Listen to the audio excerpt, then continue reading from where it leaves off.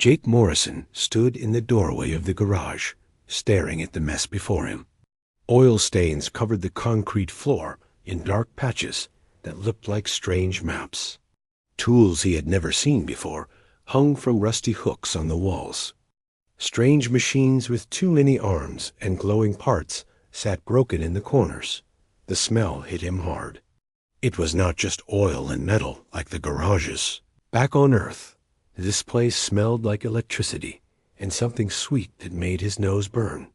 His cybernetic left arm started to feel warm, which was weird because it never did that.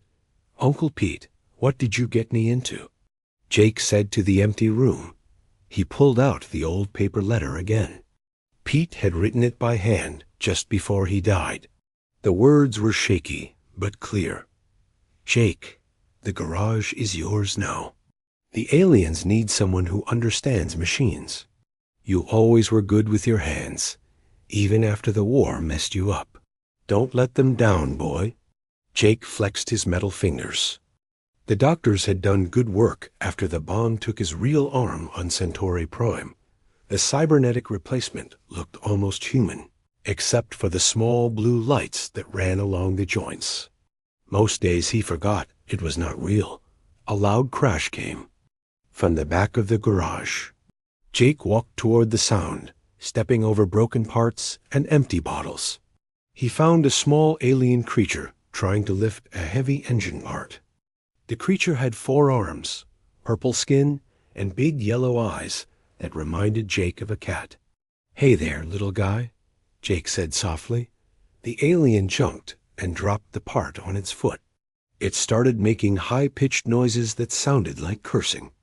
"In any language. Easy, easy," Jake said, holding up his hands. "I'm Jake. I own this place now." The alien stopped making noise and looked at him with those big eyes. It pointed at itself and said something that sounded like, "Pip? Pip, is that your name?" Jake asked. Pip nodded fast and pointed around the garage. Then it started talking, in its own language, waving all 4 arms around. Jake could not understand the words, but he got the meaning. The place was falling apart, and Pip was trying to fix it alone. Jake looked around again. Now he could see what Pip meant. The garage was huge, bigger than any repair shop he had seen on Earth. There were work bays for vehicles he could not even name. Some looked like flying cars, others like metal flowers with engines in the middle. One machine in the corner had no wheels at all, but floated 2 feet off the ground. "Pete fixed all this stuff?" Jake asked. Pip nodded and made sad noises. It pointed to a picture on the wall. Pete Morrison smiled back at them, his arm around 3 different alien creatures. He looked happy and proud. Jake walked over to Pete's desk. It was covered with papers written in different languages and symbols he had never seen. Some looked like chicken scratches, others like mathematical equations. At the bottom of a pile, he found a folder marked Service Records in Pete's handwriting. He opened the folder and started reading. The first page was Pete's military file from the Outer Rim conflicts. Jake knew Pete had served, but he had never talked about it much. The file showed Pete had been in some bad fights, just like Jake. But there were other papers, too. Reports about alien technology and something called Project Synthesis. Jake had never heard of it, and he had thought he knew about all the military projects from that time. As he read, his cybernetic fingers started to tingle. It felt like tiny electric shocks running through the metal bones. Jake looked at his hand, confused. The blue lights along the joints were flashing in a pattern he had never seen before. He touched the next page, and the tingling got stronger. Numbers and diagrams started appearing in his vision, like a computer screen inside his head. The information was about the floating machine in the corner. He could see how it worked, what was broken, and how to fix it. "What the hell?" Jake said, pulling his hand away. The vision stopped, but he could still remember everything he had seen. The floating machine needed a new power crystal, and some kind of fluid that flowed through, tubes like blood through veins.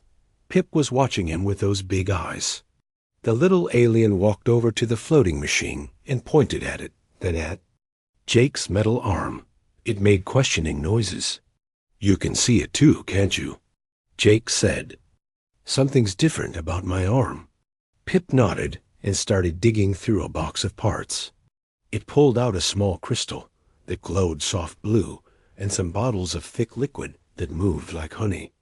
The little alien held them up to Jake with a hopeful expression. Jake looked at the parts, and at the machine, and at his tingling fingers. Everything in his marine training told him to be careful, to think before acting. But something deeper, something that felt like instinct, told him to trust what he was seeing. He walked over to the floating machine and touched it with his metal hand. The visions came back stronger this time. He could see exactly where the crystal went and how to drain the old fluid and add the new. His fingers moved without him thinking about it, opening panels and disconnecting tubes. Pip helped, handing him tools and parts at exactly the right moments. The little alien seemed to understand what Jake was doing, even though Jake was not sure himself. 20 minutes later, Jake stepped back from the machine. It was humming softly now, floating steady and smooth. The broken parts were fixed, and everything looked like it was working perfectly. "I did that," Jake said, staring at his hands. "How did I do that?" Pip made happy noises and ran around the machine, checking everything. Then it ran to Jake and hugged his leg with all 4 arms. Other sounds came from outside the garage. Jake heard voices speaking in languages he did not know, but the tone was clear. People were talking about the machine being fixed. Word was spreading. By evening, 5 different aliens had come to the garage. They brought broken machines and hopeful expressions. Jake found that his touch worked on all of them. The tingling in his fingers showed him what was wrong and how to fix it. Each repair felt easier than the last. An old alien with gray skin and 6 legs was the last customer. It brought a small device that looked like a metal flower with wires for petals. When Jake touched it, the visions were so clear he could see the machine's entire history.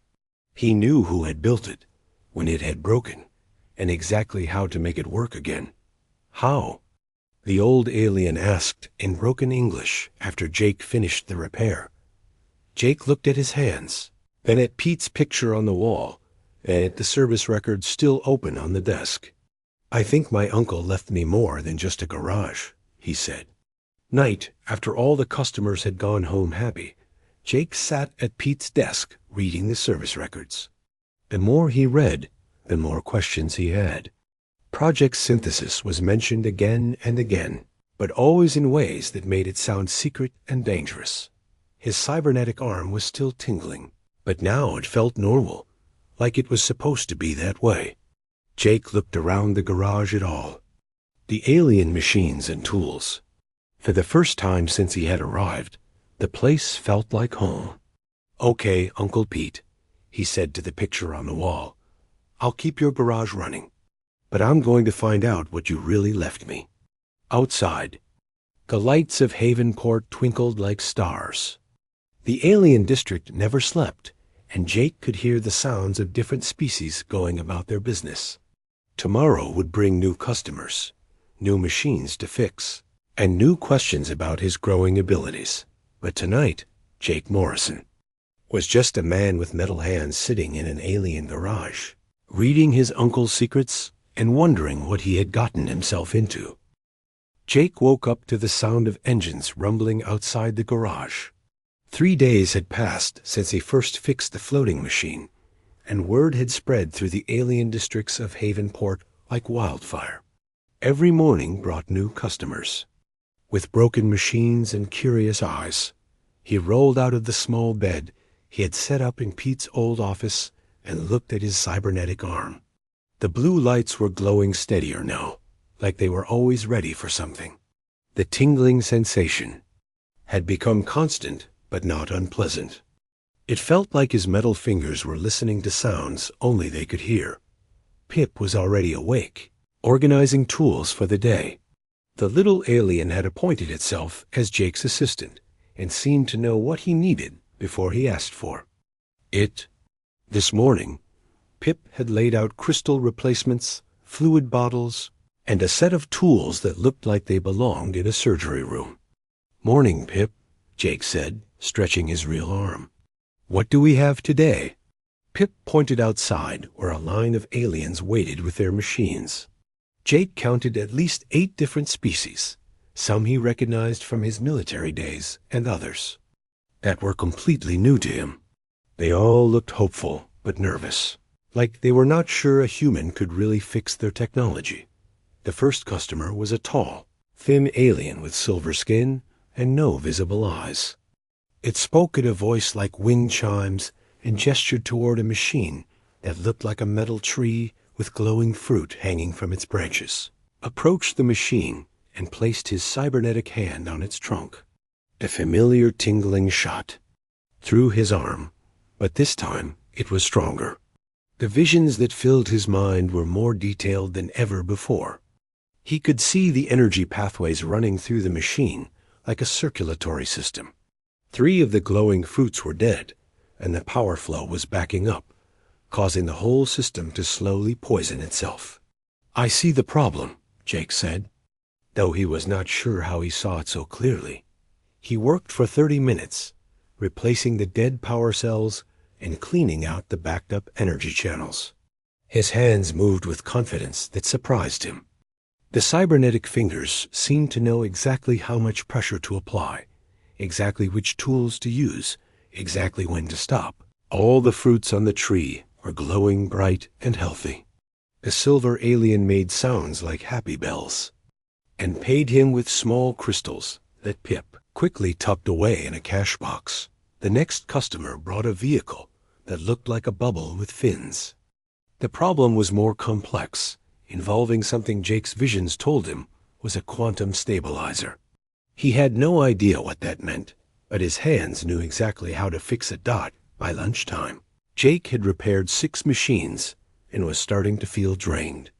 The visions were getting more intense, showing him not just how to fix things, but also how they were originally built, who had made them, and sometimes even why they had broken.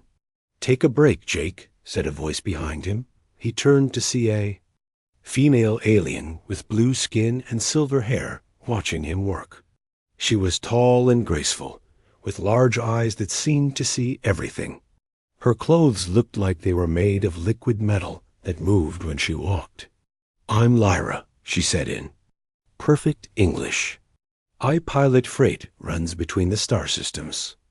I heard about the human who can touch our machines and make them work. Jake Morrison," he said, wiping oil from his hands. "I'm still not sure how I do it." Lyra smiled, showing teeth like pearls. "Your Uncle Pete had the same gift. He never talked about it much, but we all knew. He could fix things that other mechanics said were impossible to repair." "Pete could do this too?" Jake asked, looking at his cybernetic arm. "Oh, yes, but he was more careful about it. He would study our manuals for days before touching anything. You just put your hands on our machines and somehow know what to do." Lyra's expression grew serious. "That's either very impressive or very dangerous." Jake felt a chill that had nothing to do with the garage's temperature. Dangerous how? There are people who would pay a lot of money for someone with your abilities. Corporate types who want to understand alien technology for military purposes. Government agents who think humans should not be able to interface with our machines. At all. Lyra moved closer and lowered her voice. Pete was very careful to keep his abilities quiet. "You're being much more open about it." Before Jake could respond, another customer arrived. This one was different from the others. It was a Klaxon, a species Jake remembered from his military days. They were traders and information brokers, known for being smart and sneaky. This one wore expensive clothes and carried itself like someone important. "I am Zek," the klaxon said in a voice like rustling leaves. "I have heard interesting stories about this garage. Stories about a human who can repair things that should be impossible for humans to understand." Jake felt Lyra tense beside him. Pip had stopped organizing tools and was watching the klaxon with all four eyes. "I fix machines," Jake said carefully. "Same as any mechanic." Zek's head tilted in a way that looked almost like a human shrug. "Of course. But I have a machine that 5 different alien mechanics have declared unfixable. If you can repair it, I will pay you 10 times your normal rate." The klaxon gestured toward the garage entrance. 2 other aliens wheeled in a device that made Jake's cybernetic arm start buzzing like an angry bee. The machine was beautiful and terrifying at the same time. It looked like a crystal sculpture with metal veins running through it, but Jake could sense the power contained inside it. "What is it?" he asked. "A navigation computer from a deep space exploration ship," Zek said. "Very old, very advanced, very broken. The ship's crew has been stuck in orbit for 3 months waiting for repairs." Jake approached the machine cautiously. Even before he touched it, his cybernetic arm was showing him visions. This was not like the other repairs. The technology was far more complex, with layers of systems that connected in ways that seemed impossible. "Jake," Lyra said quietly, "be careful. That's Zephyrian tech. It's not just a machine. It's almost alive." Jake placed his hand on the crystal surface. The visions hit him like a wave. He could see the ship floating in space, its crew frustrated and worried. He could see the navigation computer's history, how it had been damaged in a stellar storm months ago. Most importantly, he could see how to fix it. But the repair required something Jake had never done before. He would need to actually connect his cybernetic nervous system to the machine's core processes. The visions showed him how, but they also showed him the risks. If something went wrong, the feedback could damage his cybernetic arm or even affect his brain.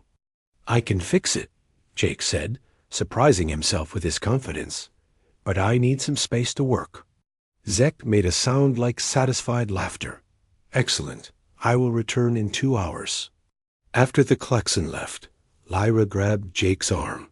"You don't have to do this. That machine is beyond dangerous. If Zek is willing to pay 10 times your rate, it's because he thinks you might not survive the attempt." Jake looked at his cybernetic hand, then at the navigation computer. The machine seemed to be calling to him, like it wanted to be fixed. "What if I don't try? Those crew members stay stuck in space. What if you do try and something goes wrong? Then you're dead, and even more people need help that you can't give them." Jake spent the next hour studying the machine with Pip's help.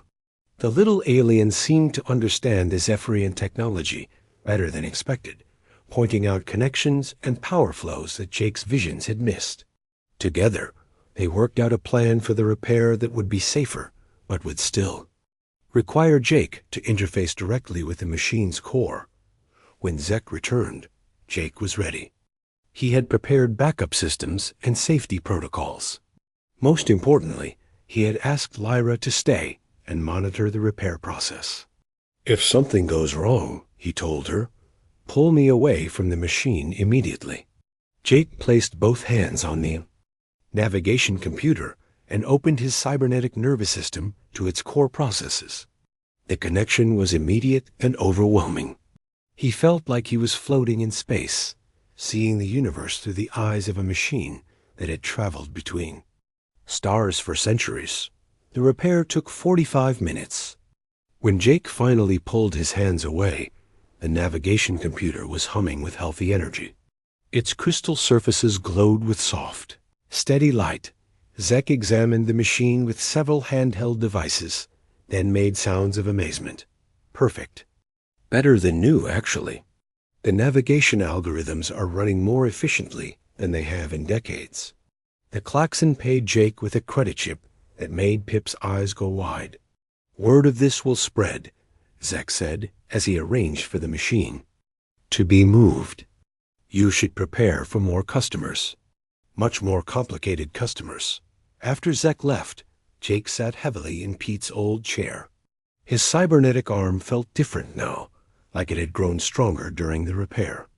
The constant tingling had changed to a steady warmth that felt almost comfortable. You did something remarkable today, Lyra said, but Zek was right. Word will spread. Soon, people will come here who want more than just repairs. Jake looked around the garage at all the alien technology surrounding him. 3 days ago, he had been a confused ex-Marine who barely understood what he had inherited. Now he was developing abilities that even he could not fully explain. What did Pete get me into? He asked again. Lyra smiled sadly. Something that could change how humans and aliens work together. Or something that could get you killed. Jake found the hidden compartment by accident. He was moving Pete's desk to make room for a new workstation when his cybernetic fingers brushed against a small metal panel underneath. The panel clicked open, revealing a space filled with data. Chips, encrypted files, and a folder marked Project Synthesis Eyes Only. His heart started beating faster as he pulled out the folder.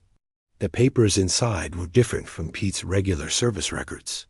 These had official government seals and classification stamps that Jake recognized from his own military days. But the dates were wrong. According to these documents, Project Synthesis had started 20 years before Jake was even born. The first page made his blood run cold. It was a list of test subjects, all human volunteers from various military conflicts. Pete's name was third on the list. At the bottom, in Pete's handwriting, was Jake's own name with a date from 2 years ago, right after Jake had lost his arm on Centauri Prime. What the hell, Pete? Jake whispered. He kept reading. Project Synthesis was described as an experimental program designed to create human-alien technology interfaces. The goal was to help human soldiers understand and operate captured alien equipment during wartime. But the methods described in the files sounded more like science fiction than military research. The project involved implanting alien neural mapping technology into human cybernetic replacements. The alien tech came from the Zephyrians, who had apparently agreed to share their neural interface systems in exchange for human military assistance during some conflict Jake had never heard of. According to the files, only 12 humans had ever received the experimental implants. Most of them had rejected the alien technology, suffering nerve damage or worse. Only 4 subjects had successfully integrated with the alien neural mapping systems. Pete had been the first success. Jake, apparently, was the most recent. A soft knock on the garage door interrupted his reading. Jake quickly stuffed the papers back into the hidden compartment and went to see who was visiting so late. Standing outside was a man in an expensive suit who looked completely out of place in the alien district of Haven Port. He was tall, thin, and had the kind of smile that never reached his eyes. Behind him stood 2 other humans in similar suits, both carrying briefcases that seemed too heavy for papers. Mr. Morrison? My name is Vincent Hayes from Titan Industries. I represent certain parties who are very interested in your recent work. Jake felt his cybernetic arm start to tingle with warning. Sorry, we're closed for the night. Oh, I think you'll want to hear what I have to say. Hayes stepped closer, and Jake caught a glimpse of something that looked like a weapon concealed under his jacket. We know about your special abilities, Mr. Morrison. We know about the alien technology you can interface with, and we know about Project Synthesis. Jake's mouth went dry. I don't know what you're talking about. Hayes laughed, but it sounded more like a threat than amusement. Come now, Mr. Morrison. Half the alien district is talking about the human who can fix impossible machines with just a touch. You've repaired Zephyrian navigation computers, Klaxon atmospheric processors, and Vorthan gravity manipulators. That's Not normal human capability. I'm just good with machines, Jake said, trying to keep his voice steady. Yes, you are. Remarkably good. Good enough that certain government agencies are starting to ask questions. Good enough that my employers are willing to make you a very generous offer for your garage and your services. Hayes pulled out a data pad and showed Jake a number that made his eyes widen. It was enough money to buy 10 garages, maybe 20. All you have to do is sign over the property and agree to work exclusively for Titan Industries. We have facilities where you can work on alien technology under proper supervision, much safer than this old garage. And if I refuse? Jake asked, though he already knew the answer. Hayes's smile got colder. Well, that would be unfortunate. You see, Mr. Morrison, there have been several accidents lately involving people with your particular talents. Former military personnel who somehow acquired abilities they shouldn't have. Very sad accidents. Jake felt anger rising in his chest. Are you threatening me? I'm offering you a choice. Accept our generous offer, or deal with the consequences of government attention. There are people in very high places who don't think humans should have access to alien neural technology. They might decide you're a security risk. Before Jake could respond, Hayes and his companions walked away, leaving Jake standing in the doorway with his heart pounding. He spent the rest of the night reading through Pete's hidden files. The more he learned, the more frightened he became. Project Synthesis had been shut down officially 15 years ago after several test subjects died from neural feedback. But according to Pete's notes, the project had continued in secret, funded by private corporations and military contractors. The files contained contact information for other Project Synthesis survivors. Jake found names and locations for 6 other people who had received the experimental implants. But when he tried to verify the information, he discovered that 3 of them had died in accidents over the past year. 1 in a hovercar crash, 1 in an industrial explosion, and 1 who had simply disappeared while on a business trip. Jake realized that someone was hunting down the Project Synthesis subjects, and Vincent Hayes had just told him he was next on the list. The next morning, Jake was trying to act normal when Lyra arrived at the garage. She took one look at his face and knew something was wrong. What happened? She asked. Jake told her about Vincent Hayes, the offer from Titan Industries, and the threats. He also told her about finding Pete's hidden files and learning the truth about his cybernetic implants. Lyra listened in silence, her expression growing more concerned with each detail. When Jake finished, she was quiet for a long moment. I need to tell you something, she said finally.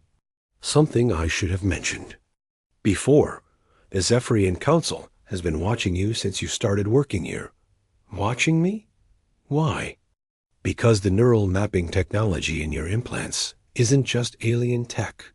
It's specifically Zephyrian tech, and it was never supposed to be used by humans. When your Uncle Pete first started showing these abilities, we thought it was impossible. Our neural mapping systems are designed for Zephyrian brain structures. They shouldn't work with human nervous systems at all. Jake looked at his cybernetic arm. But they do work. Yes, and that's what has the Council interested. Pete proved that humans could integrate with our technology in ways we never imagined. But he was careful to keep it secret. You've been much more open about it. So now both humans and aliens are worried about what I can do? Lyra nodded. The difference is that the Zephyrian Council wants to study and understand your abilities. These corporate people want to exploit them. And the government agencies Hayes mentioned probably want to eliminate them entirely. Jake sat down heavily on a work stool. So what am I supposed to do? I can't stop being what I am now. You need to find the other survivors, Lyra said. If they're hunting down Project Synthesis subjects, your only safety is in numbers. Alone, you're vulnerable. Together, you might have a chance.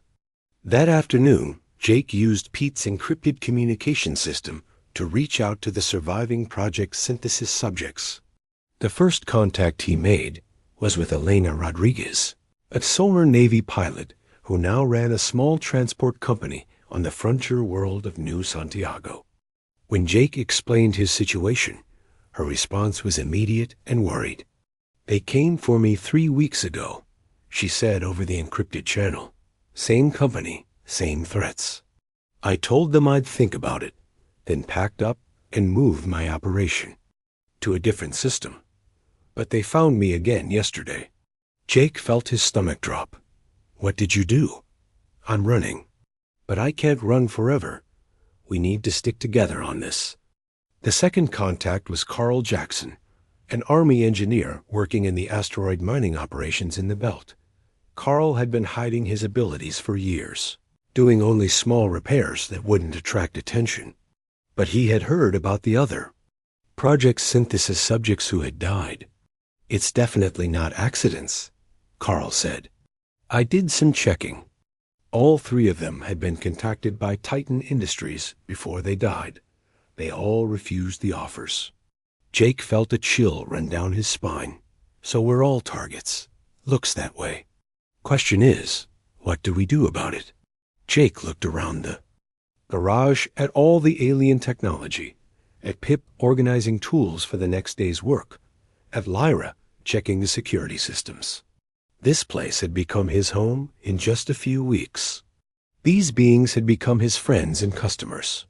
He wasn't ready to run away and abandon everything Pete had built. "We make a stand," Jake said. "They want to hunt us down one by one because they think we're helpless alone. Let's show them what happens when Project Synthesis subjects work together." Elena's voice crackled over the comm. "You sure about this? These aren't small-time thugs. Titan Industries has serious resources." "So do we," Jake said, looking at his cybernetic hand. "We have abilities they can't understand, and alien allies they don't expect." Pete spent 20 years building relationships in this community. "Maybe.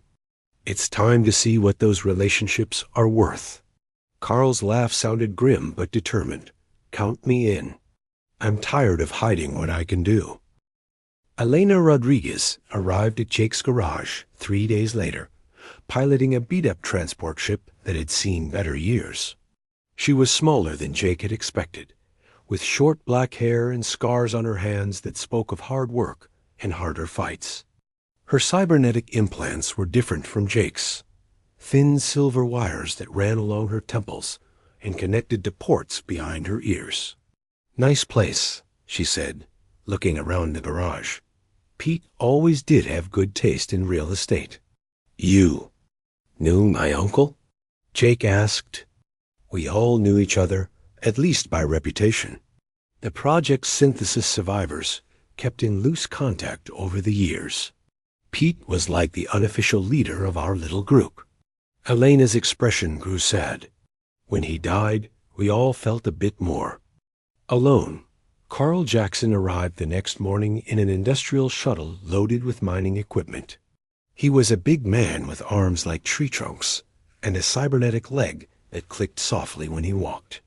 His implants were the most obvious of the 3 metallic patches on his skull that pulsed with soft blue light.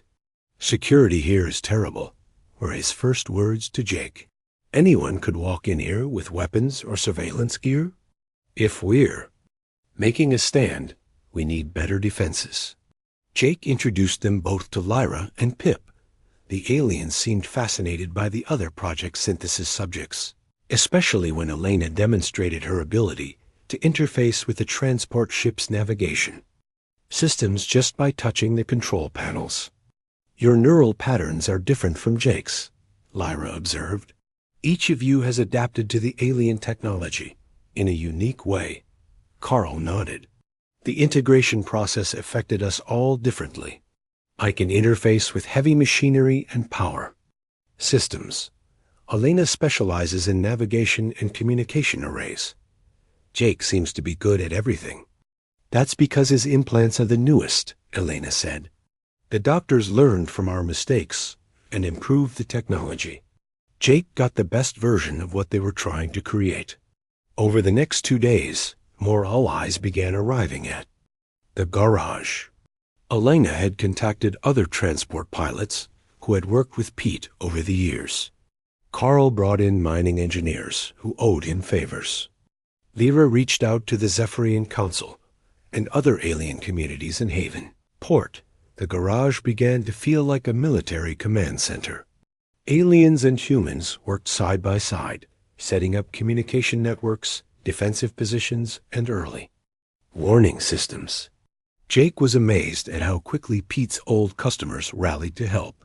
"Your uncle saved my ship once during a pirate attack," explained Korath, a 6-armed Vorthan trader. "He never asked for payment beyond the normal repair fee. That kind of honor deserves loyalty." Zek the Klaxon arrived with information instead of weapons. The sneaky trader had been monitoring Titan Industries' communications and had disturbing news to share. "They are not just targeting you three," Zek said, his voice rustling like dry leaves. "Titan Industries has been buying up properties owned by anyone connected to Project Synthesis. Families of dead subjects, businesses they worked for, even people who just knew them well. They are trying to acquire anything related to the alien-human interface technology." "How many other survivors are there?" Jake asked. "According to my sources, only you three are still alive and free. There was a fourth, but she disappeared last week. Her apartment was cleaned out, and there is no record of where she went." Alana's face went pale. Mary Santos. She was a communications specialist. I talked to her just 2 weeks ago. Carl cracked his knuckles, and the sound was like breaking branches. "So we're the last ones. That makes this even more important." Jake felt the weight of responsibility settling on his shoulders. If they failed here, the project's synthesis technology might disappear forever. Or worse, it might fall entirely into the wrong hands. The breakthrough came when Jake was working with Lyra to understand the deeper connections between his implants and Zephyrian technology. She had brought a device from her ship that looked like a crystalline spider with glowing legs. "This is a neural interface mapper," she explained. "It can show us exactly how your implants are connecting to our technology." When Jake touched the device, something unexpected happened. Instead of just interfacing with the machine, he felt his consciousness expand. Suddenly, he could sense Elena and Carl wherever they were in the garage. He could feel their neural patterns, their emotions, even their thoughts on the edge of his awareness. "Jake?" Alana's voice came from across the garage, but it sounded like she was speaking inside his head. "Are you doing this?" Carl appeared in the doorway of the office, where Jake was working. "I can feel both of you. This is incredible." Lyra looked amazed. "The neural mapper is creating a network between your implants. Pete never mentioned being able to do this." Pete never had 2 other subjects to network with, Jake realized. This technology was designed for group consciousness. It works better when there are multiple users. The implications hit all 3 humans at the same time. Working together, their abilities were not just added together, they were multiplied. Jake could interface with machines, Elena could handle communications and navigation, and Carl could control heavy equipment and power systems. Connected through the neural network, they could do all of these things simultaneously across multiple machines. "We need to test this," Elena said, her eyes bright with excitement. They spent the next several hours experimenting with their combined abilities. Connected through the neural network, they could repair machines in minutes that would have taken hours working alone. They could coordinate complex tasks without speaking, communicating through shared thoughts and intentions. But the most important discovery came when they interfaced with the garage's main computer system. Jake had known that Pete had upgraded it with alien technology, but he had not realized how extensive those upgrades were. The computer was not just storing repair manuals and customer information. It was recording everything that happened in the garage, every conversation, every transaction, every person who entered or left. Pete had been gathering intelligence for years, documenting the relationships between human and alien communities in Haven Port. He was building more than a garage, Carl said as they reviewed the files. He was creating a bridge between our species. And now Titan Industries wants to destroy that bridge. Elena added. The files also contain detailed information about Titan Industries and their operations. Pete had been investigating the company for months before his death, documenting their illegal activities and their connections to government agencies that officially did not exist. Vincent Hayes is small fish, Jake said, reading through Pete's intelligence reports. The real power behind this is someone called Director Stone. She runs a Black Ops division that handles alien technology containment. Containment? Lyra asked. They want to make sure humans control access to alien technology, Elena explained. People like us threaten that control because we can interface directly with your machines. We don't need their permission or their oversight. That evening, Jake's warning systems detected movement around the garage. Carl's mining equipment was registering unusual electromagnetic signatures, the kind that came from military-grade surveillance gear. They're watching us, Jake announced to the group, probably getting ready to move. Lyra contacted the Zephyrian Council, while Elena reached out to her pilot network. Within hours, alien ships began arriving in Havenport spaceport. Not warships, but heavily armed merchant vessels and private craft owned by beings who owed favors to Pete Morrison. This is bigger than just us now, Jake realized as he watched the ships landing. This is about whether humans and aliens can work together as equals, or whether corporations and governments will control every interaction between our species. Carl was setting up defensive positions around the garage, using mining equipment that could double as weapons. Good thing we chose to make a stand. Running would have just delayed the inevitable. Jake looked around at all the preparations, at the aliens and humans working together to defend Pete's garage. His cybernetic arm was humming with constant energy now, connected not just to Elena and Carl, but somehow to all the alien technology in the area. Pete knew this day would come, he said. That's why he kept all those files, why he built all these relationships. He was preparing for this fight. Elena nodded grimly. The question is whether we're ready to finish what he started. Outside, the lights of Havenport seemed dimmer than usual. The alien district was preparing for trouble, with shops closing early and families moving to safer locations. But in Pete's garage, the lights burned bright as humans and aliens worked, side by side, preparing to defend something more valuable than just a repair shop. They were preparing to defend the future of cooperation between species, and they would not go down without a fight. Vincent Hayes and his corporate masters were about to learn what happened when they threatened not just 3 enhanced humans, but an entire community that had learned to trust and depend on each other. Network was awakening, and it was more powerful than anyone had imagined. The attack came at dawn when the alien district was still quiet. Jake woke to the sound of hover vehicles landing outside the garage and the electronic whine of energy weapons charging up. Through the window, he could see at least 20 figures in black armor surrounding the building. They're here, he called out, his cybernetic arm already tingling with readiness. Elena and Carl were awake instantly, their military training taking over. The neural network activated automatically, connecting all 3 of them in a shared consciousness that felt as natural as breathing. Through their linked minds, Jake could sense every defensive position, every weapon, every ally in the garage. Vincent Hayes' voice echoed through a loudspeaker. Mr. Morrison, this is your final chance. Surrender yourself and your associates, and we can resolve this situation peacefully. Jake walked to the front of the garage where the big doors faced the street. Behind him, aliens and humans took their positions among the machines and equipment. Pip was hiding behind a Zephyrian hoverlift, clutching a tool that could probably cut through armor.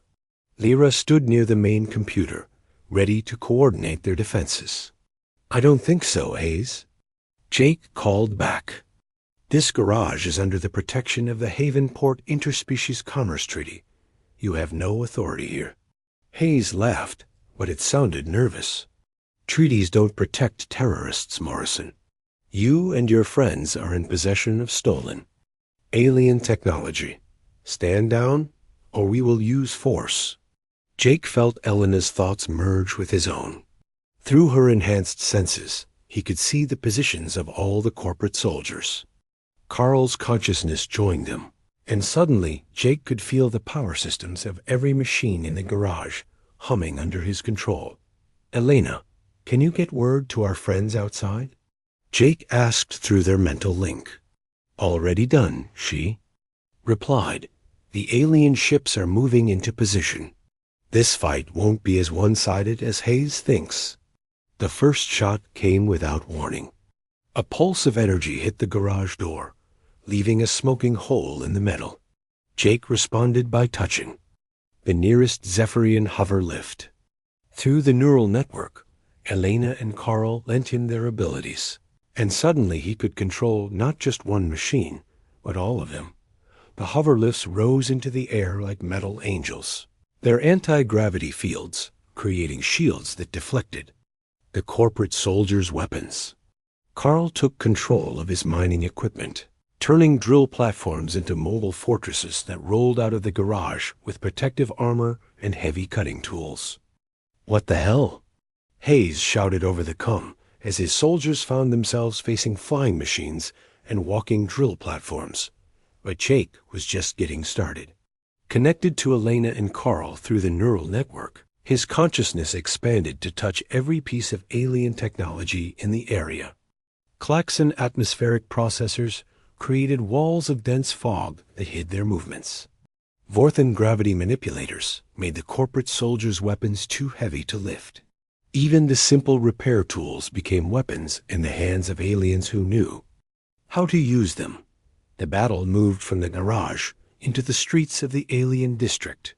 Corporate soldiers found themselves fighting not just 3 enhanced humans, but an entire community that had decided to defend itself. Alien shop owners emerged from their businesses with improvised weapons. Transport pilots strafed the corporate positions with cargo ships. Even the Zephyrian Council sent security forces to support the defense. Hayes and his remaining soldiers retreated to a fortified position near the spaceport, but they were surrounded and outnumbered. Through the neural network, Jake could sense the corporate leaders' growing desperation. This isn't over, Morrison, Hayes transmitted. Director Stone has resources you can't imagine. She'll send more soldiers, bigger weapons. You can't fight the entire human government. Watch me, Jake replied. But even as he said it, Jake knew Hayes was right. They had won this battle, but the war was far from over. Titan Industries and their government allies would not give up easily. That's when Lyra approached him with a datapad containing files from the garage's computer system. Jake, you need to see this. Pete's intelligence files contain everything. Financial records, communication logs, evidence of illegal operations going back years. This could bring down Director Stone and her entire operation. Jake looked at the evidence Pete had gathered. His uncle had been more than just a mechanic. He had been an intelligence operative, documenting corporate crimes and government corruption. The files contained proof that Titan Industries had been stealing alien technology, assassinating Project Synthesis survivors, and bribing government officials to cover up their operations. We need to get this information to the right people. Elena said through their mental link. Who are the right people? Carl asked. Half the government is probably compromised. Jake thought about it for a moment, then smiled. We don't need the government. We have something better. He walked over to the garage's main communication array and placed his cybernetic hands on the controls. Through the neural network, Elena lent him her communication expertise while Carl provided power amplification. Together, they took control of every communication system in Havenport. Every screen, every data pad, every communication device in the city suddenly displayed the same information. Pete's files documenting Titan Industries' crimes. The evidence spread through the alien communication networks, reaching other star systems within hours. By evening, the story was being broadcast across half the galaxy. Vincent Hayes tried to escape in a corporate shuttle, but alien security forces were waiting for him at the spaceport. Director Stone's Black Ops division found itself under investigation by agencies that officially did not exist, but somehow had access to all of Pete's intelligence files. 3 days later, Jake stood in the garage, watching news reports of corporate executives being arrested and government officials resigning in disgrace.